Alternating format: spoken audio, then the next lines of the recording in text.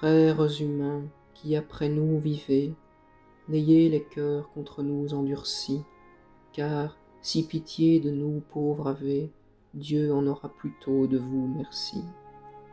Vous nous voyez si attachés, 5, 6, quant à la chair que trop avons nourrie, elle est piéça, dévorée et pourrie.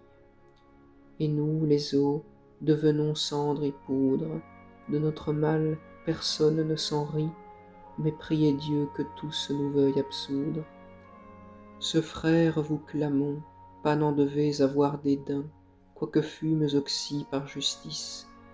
Toutefois, vous savez que tous hommes n'ont pas bon sens rassis, excusez-nous, puisque sommes transis, envers le Fils de la Vierge Marie, que sa grâce ne soit pour nous tarie, nous préservant de l'infernale foudre. Nous sommes morts, âme ne nous a ri, mais priez Dieu que tous nous veuillent absoudre. La pluie nous a bué et lavé, et le soleil desséché et noirci. Pignes, corbeaux nous ont les yeux cavés, et arraché la barbe et les sourcils. Jamais nul temps nous ne sommes assis, puis ça, puis là, comme le vent varie. À son plaisir sans cesser nous charrie, plus becquetés d'oiseaux que dés à coudre. Ne soyez donc de notre confrérie, mais priez Dieu que tous nous veuillent absoudre. Prince Jésus, qui sur tous a maestrie, garde qu'enfer n'ait de nous seigneurie. À lui n'ayons que faire ne que soudre, homme ici n'a point de moquerie, mais priez Dieu que tous nous veuillent absoudre.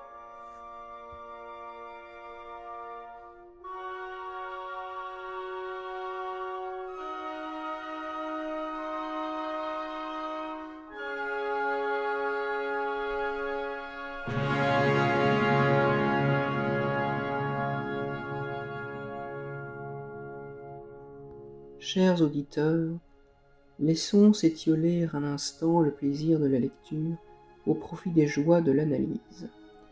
À l'évidence, vous serez-vous avisé du caractère étonnant du poème dont l'on vient d'embrasser le contenu, en tant qu'il se révèle à travers un langage qui, assurément, nous paraît dans sa nature lexicale peu familier. Si ce français peut parfois susciter notre étonnement, voire notre incompréhension, cela est bien parce qu'il trouve ses origines dans la poésie française féodale. En effet, François Villon est, de toute évidence, la grande figure de la poésie française médiévale, quoiqu'il partage cette réputation de grand poète avec d'autres auteurs remarquables de cette période, tels que Rutebeuf entre autres. Son office poétique s'exprima durant le XVe siècle, et selon certains dires, le poème que l'on vient de réciter, qui, au surplus, est considéré comme le plus célèbre de l'auteur, aurait été rédigé par le poète avant sa propre condamnation à mort. C'est ainsi dans un ancien français que nous profitons aujourd'hui de cette ballade de François Villon, la ballade étant un genre de composition poétique des plus répandus et pratiqués au Moyen Âge. Alors, intéressons-nous de plus près à ce poème empreint d'une atmosphère à la fois lourde et envoûtante. La nature prosodique d'une ballade s'explique comme suit.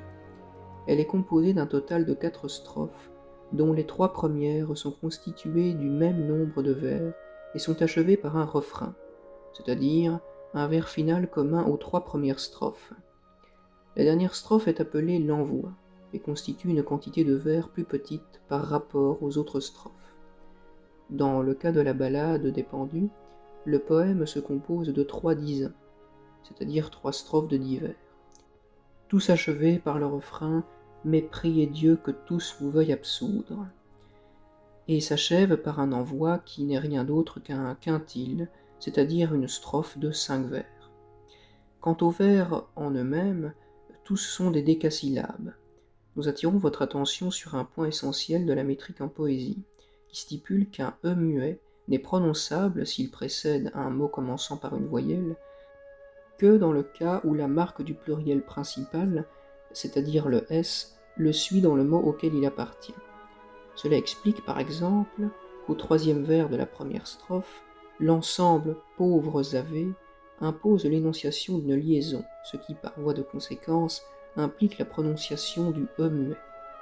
En cela, comprend-on pourquoi ce vers compte bien 10 pieds et non 9.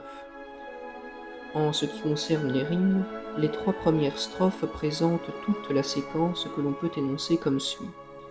2 rimes croisées suivies d'une rime plate médiane pour revenir sur 2 rimes alternées. Quant à l'envoi, il est constitué d'une triple répétition du son ri par une rime plate, ainsi qu'un rappel en rime croisée et d'une autre rime alternée jouant sur la répétition simple du groupe soudre. Sans surprise, le poème alterne entre rimes masculines et féminines.